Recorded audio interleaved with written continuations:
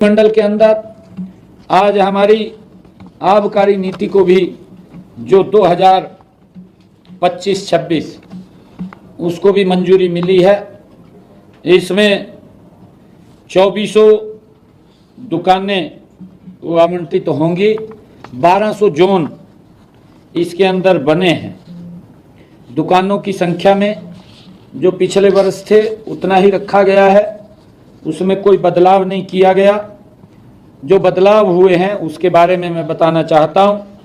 हमने ये अब की बार निर्णय किया है, जो बस स्टैंड है, स्कूल है, कॉलेज है, धार्मिक स्थल है, इनसे जो शराब के ठेके हैं उसकी दूरी पहले वो 75 मीटर थी, अब उसको बढ़ा करके 150 मीटर कर दिया है, उसकी दूरी बढ़ा दी है।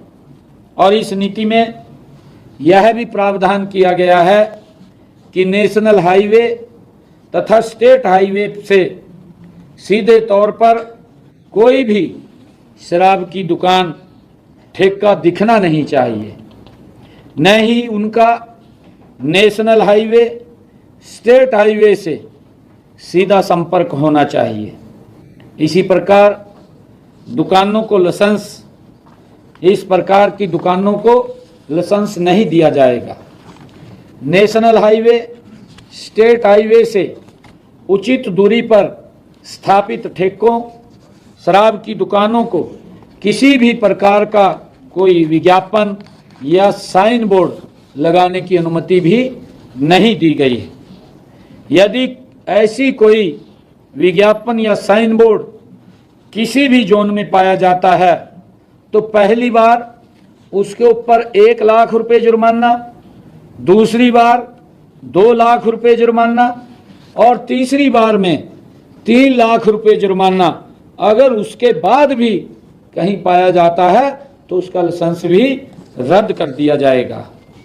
और इस नीति में यह भी प्रावधान किया गया है कि 500 से कम गांव में ठेका नहीं खोला जाएगा।